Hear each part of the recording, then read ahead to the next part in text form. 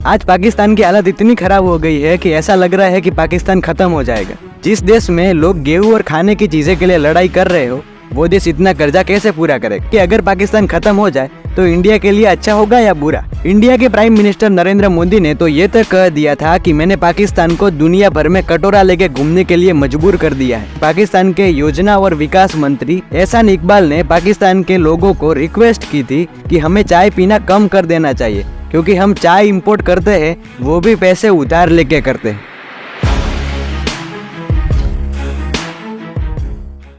14 अगस्त 1947 में British Lord Mountbatten ने पाकिस्तान को एक स्वतंत्र देश का दर्जा देकर सत्ता सौंपी। 1950 के बाद पाकिस्तान में ऐसी चीजें होने लगी जिसकी वजह से पाकिस्तान की इकोनॉमी इंडिया से भी बेहतर होने लगी। लेकिन आज पाकिस्तान की कंडीशन हद से ज्यादा खराब हो चुकी है। यहाँ तक कि एनर्जी कंजर्वेशन के लिए शॉपिंग मॉल्स और मार्केट को रात के 8:30 बजे के बाद बंद करने का ऑर्डर दिया गया है। गेहूं की भी शॉर्टेज हो गई है। सिर्फ एक साल में पाकिस्तान की करेंसी 40% तक गिर गई है। पाकिस्तान को दुनिया भर से सबसे ज्यादा एड मिलती है, फिर भी आज पाकिस्तान की हालत खराब क्यों हो रही है? आइए जानते हैं आज के इस वीडियो में। हिंदुस्तान के टीवी पे देखें किस तरह मजाक उड़ रहा है पाकिस्तान का। खुशी से बता रहे हैं कि जी पाकिस्तान तबाही की तरफ जा रहा है। पाकिस्तान की सारी हेकड़ी निकाल, उसे कटोरा लेकर दुनिया भर में घूमने के लिए मैंने मजबूर कर दिया। आटा बहुत बड़ी परेशानी हो रही है, हुकूमत से बहुत महंगा आटा करा हुआ, तो इसलिए लोग आवाम परेशान हो रही है। इसलिए 650 रुपए का आटा मिल रहा है। हम लोग ये भी कौम से अपील करूंगा कि हम चाय की एक एक प्याली 2-2 प्यालियां कम कर दें, क्योंकि जो चाय हम इंपोर्ट करते हैं वो भी हम उधार लेकर इंपोर्ट करते हैं।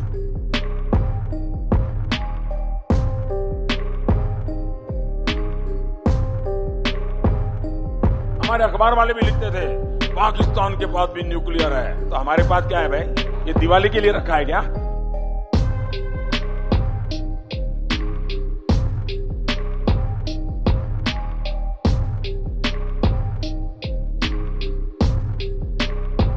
मैंने वीडियो की शुरुआत में बताया था कि 1950 के बाद पाकिस्तान की इकोनॉमी इंडिया से भी बेहतर होने लगी थी। 1958 में पाकिस्तानी मिलिट्री ऑफिसर मोहम्मद आयूब खान पाकिस्तान के प्रेसिडेंट बनते हैं। 1969 तक आयूब खान के इस 11 साल में पाकिस्तान की इकोनॉमी बहुत तेजी से बढ़ती है।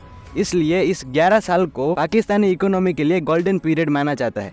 इस पीरियड में पाकिस्तान की मैन्युफैक्चरिंग ग्रोथ 8.5% थी और इकोनॉमिक ग्रोथ 5.8% थी। इसके अलावा इकोनॉमी बढ़ने का दूसरा रीजन हम फॉरेन एड कह सकते हैं। 11 साल में पाकिस्तान को यूएस की तरफ से एड मिला, जो आप चार्ट में देख सकते हो। एड का मतलब होता है सहायता या फिर आर्थिक सहायता, जो एक कंट्री दूसरे कंट्री को अपने निजी फायदे से या फिर कोई और रीजन के लिए देता है। 1970 में पाकिस्तान के 2 हिस्से थे, एक ईस्ट पाकिस्तान और एक वेस्ट पाकिस्तान। इस समय बहुत सारे टेक्सटाइल मिल्स ईस्ट पाकिस्तान में चल रहे थे, लेकिन इन सारे पैसे को वेस्ट पाकिस्तान में लगाए जाते थे और ईस्ट पाकिस्तान का डेवलपमेंट नहीं हो रहा था। इसके अलावा इस समय बहुत सारे केसेस में वेस्ट पाकिस्तान ईस्ट पाकिस्तान पर डोमिनेट कर रहा था। इसलिए ईस्ट पाकिस्तान में एक रिवॉल्व स्टार्ट हुआ, जिसकी वजह से 1971 में ईस्ट पाकिस्तान बांग्लादेश नाम से इंडिपेंडेंट कंट्री बना। ईस्ट पाकिस्तान में चल रहे टेक्सटाइल मिल के बंद होने से पाकिस्तान की इकोनॉमी को बड़ा झटका लगा और इसलिए पाकिस्तान की इकोनॉमी गिरने लगी। इसके अलावा सोवियत और अफगानिस्तान की वॉर के दौरान पाकिस्तान को बड़ा फायदा हुआ। यूएस ने अफगानिस्तान पर कब्जा करने के लिए अफगानिस्तान को सोवियत के खिलाफ लड़ने के लिए तैयार किया और अफगान की ट्रेनिंग की सारी जिम्मेदारी पाकिस्तान लेता है, जिसकी वजह से पाकिस्तान को फिर से यूएस की तरफ से बहुत सारा पैसा मिलने लगा, एड के फॉर्म में या फिर कोई और तरीके से। 1964 में पाकिस्तान को फॉरेन से जितनी एड मिलती थी वो पाकिस्तान की जीडीपी का 5% हिस्सा बन जाती है। लेकिन 1989 में ये वॉर खत्म हो जाती है और अफगानिस्तान की सरकार गिरा कर तालिबान का राज हो जाता है। इस वॉर के बाद यूएस को अब पाकिस्तान की जरूरत नहीं थी, इसलिए यूएस पाकिस्तान को एड देना बंद कर देता है। इसलिए पाकिस्तान की इकोनॉमी में बड़ा नुकसान होता है। लेकिन फिर से अफगानिस्तान और पाकिस्तान की बॉर्डर पे ऑपरेट होने वाला अलकायदा ने यूएस के वर्ल्ड ट्रेड सेंटर में अटैक करवाया, जिसे 9/11 अटैक कहा जाता है। अब यूएस ने अलकायदा को खत्म करने का सोचा। अलकायदा पाकिस्तान की बॉर्डर पे था, इसलिए यूएस को फिर से पाकिस्तान की आवश्यकता हुई। इसलिए 2009 में यूएस ने कैरी लुगर बिल पास किया, जिसके तहत पाकिस्तान को $1.5 बिलियन पर ईयर प्रोवाइड करने का प्रपोजल था। लेकिन पाकिस्तान ये सारे पैसे को अपने फायदे के लिए यूज करता था, ना कि यूएस के लिए। पाकिस्तान सारे पैसे को अपनी इकोनॉमी बढ़ाने में और अपनी मिलिट्री पे लगाता था। इसलिए डोनाल्ड ट्रंप ने आते ही ये जो पाकिस्तान को एड मिल रही थी उसे बंद कर दिया। इसलिए पाकिस्तान की इकोनॉमी को फिर से एक बार झटका लगता है। इसकी वजह से पाकिस्तान को बहुत नुकसान हुआ। अब कोई फॉरेन कंपनी पाकिस्तान में ट्रेड करना ही नहीं चाहती और ऐसे धीरे धीरे पाकिस्तान की इकोनॉमी कोलैप्स कर जाती है। चाहे एक तरफ भारत दूसरे देशों में एक्सपोर्ट करके अपनी इकोनॉमी धीरे धीरे बढ़ा रहा था और दूसरी तरफ पाकिस्तान फॉरेन एड पर डिपेंडेंट था, इसलिए फॉरेन एड के बंद होने से पाकिस्तान अपनी इकोनॉमी स्टेबल नहीं कर पाया, क्योंकि पाकिस्तान की इकोनॉमी सिर्फ एड और लोन पे चलती थी। अभी तक पाकिस्तान IMF से 13 बार लोन ले चुका है और एक बार भी वापस नहीं किया, और इंडिया ने सिर्फ एक बार ही IMF से लोन लिया है। लेकिन ऐसा नहीं है कि इंडिया में भी प्रॉब्लम नहीं थी, इंडिया की भी इकोनॉमी बहुत मुश्किल में थी।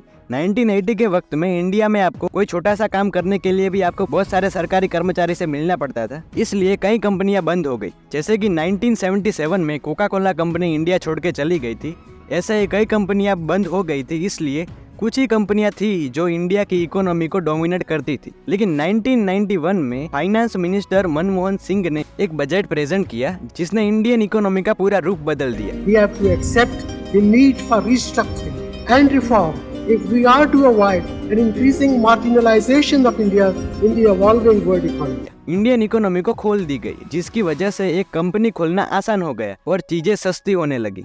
जहाँ 1991 में इंडिया की पर कैपिटा इनकम पाकिस्तान से कम थी, वो आज 20 साल बाद पाकिस्तान से ज्यादा है। आज पाकिस्तान की हालत इतनी खराब हो गई है कि ऐसा लग रहा है कि पाकिस्तान खत्म हो जाएगा। अब बात करते हैं कि व्हाट इफ पाकिस्तान कोलैप्स, यानी कि अगर पाकिस्तान खत्म हो जाए तो। आज की पाकिस्तान की हालत देखकर लग रहा है कि पाकिस्तान खत्म हो गया है। जून 2023 तक पाकिस्तान के ऊपर टोटल अराउंड 140 बिलियन US$ का कर्जा है, जो पाकिस्तान के GDP के 93% के अराउंड है। अब जिस देश में लोग गेहूं और खाने की चीजें के लिए लड़ाई कर रहे हो, वो देश इतना कर्जा कैसे पूरा करेगा। अब कोई कंट्री या बैंक पाकिस्तान को लोन या एड देने के लिए तैयार ही नहीं है, क्योंकि पाकिस्तान लोन लेता है तो उसे वापस ही नहीं करता। फिस्कल ईयर 2022 में पाकिस्तान की GDP ग्रोथ 6% थी, जो फिस्कल ईयर 2023 में 0.5% तक गिर चुकी है। और अगर ऐसा ही चलता रहा तो पाकिस्तान भी कोलैप्स हो जाएगा और लोग खुद ही अपने कंट्री के ओपोज में हो जाएंगे और अफगानिस्तान जैसी हालत हो सकती है। अब बात करते हैं कि अगर पाकिस्तान खत्म हो जाए तो इंडिया के लिए अच्छा होगा या बुरा।